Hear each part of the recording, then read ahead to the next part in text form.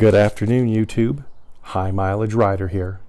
It is a beautiful May-long weekend, and as you've guessed, the bags are open, the motorcycle's clean. Today we're going to talk about motorcycle trips and what should you bring, or more specifically, what do I bring? So first thing I do is I like to open all my cases, clean everything out, other than my manual and my gloves that I keep just in case I need to do some wrenching on the bike. Again, my cases are 37 liters a side plus a 56 liter top case. I have everything laid out here other than my clothes. This is everything that I take on a trip, so let's have a look. So, first thing you want to bring with you is a tool kit. My tool kit has all the tools I need for my bike to wrench on all of the accessories that I've put on, plus reach all the bolts, tighten everything in case I need to. Beside that, I have a micro start anti-gravity battery. So this will be used to jump start my motorcycle if I need. It also has attachments so I can charge cell phones, cameras, anything else I need on the road. Believe it or not, this battery has enough power to jumpstart a 5.4 liter V8 8 times.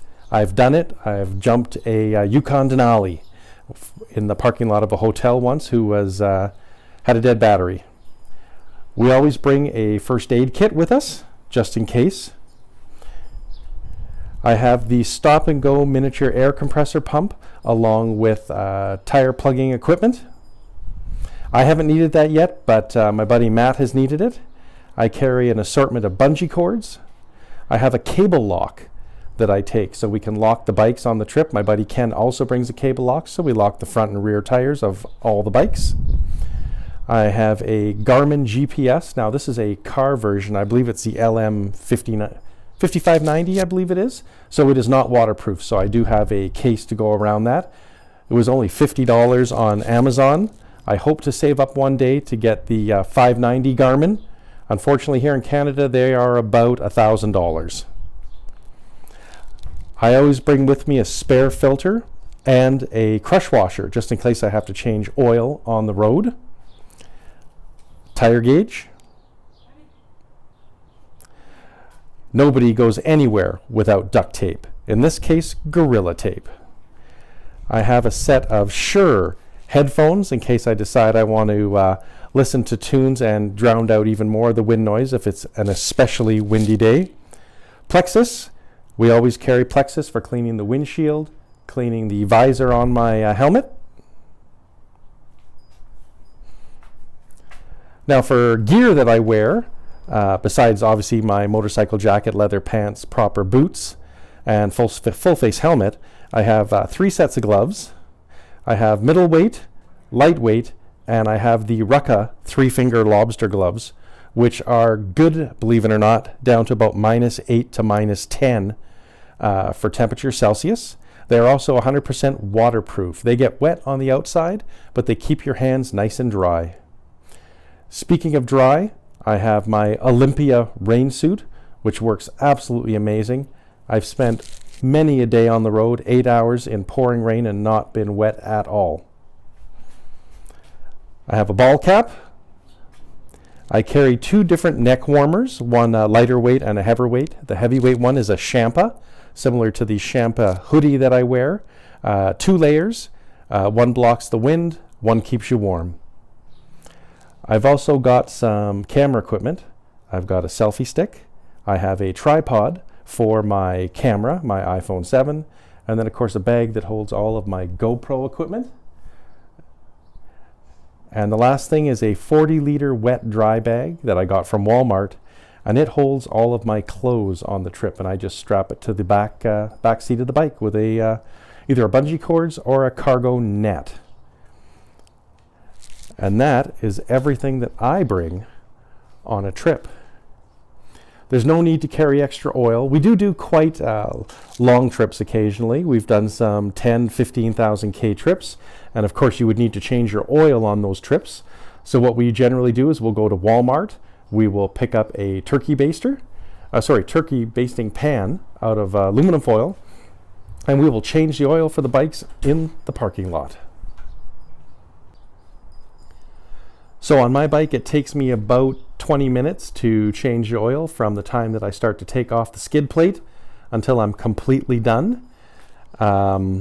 We will then take the oil, put it back into the containers that the new oil came from, and most Walmarts have a like a Jiffy Lube type of oil change place attached to it, and we just take the oil to them, we pay a recycling fee, and then we keep Mother Earth nice and clean.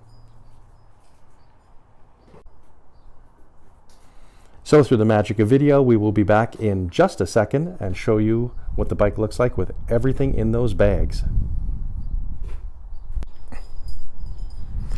So this is now everything in the bags. I try and distribute the weight evenly so that we carry the weight low on the bike.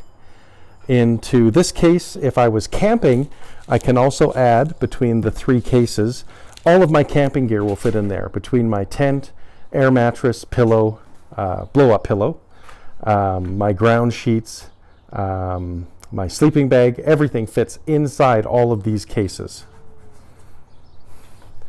In the trunk, I try to keep this for the stuff that I'm going to get at right away, the plexus, the changing gloves, my camera equipment. And in that would also go my jacket if it's hot. We go into a restaurant or something, I can also put my helmet in here. So we'll close this one. This one's a little fuller. It has a lot of a little heavier stuff on the bottom, lightweight stuff on top, such as my rain gear, the extra change of gloves, GPS, that sort of thing. And then of course the wet dry bag would get strapped across the back seat with a bungee cord or a cargo net. I always like to make sure that I take my bike in for a full service before I go on any trip. They check my tires, tread depth. In this case, I'm going to be changing my rear tire this week, the week before I go on the trip. I like to do that a week before in case there's any issues. We'll check my chain, my sprockets.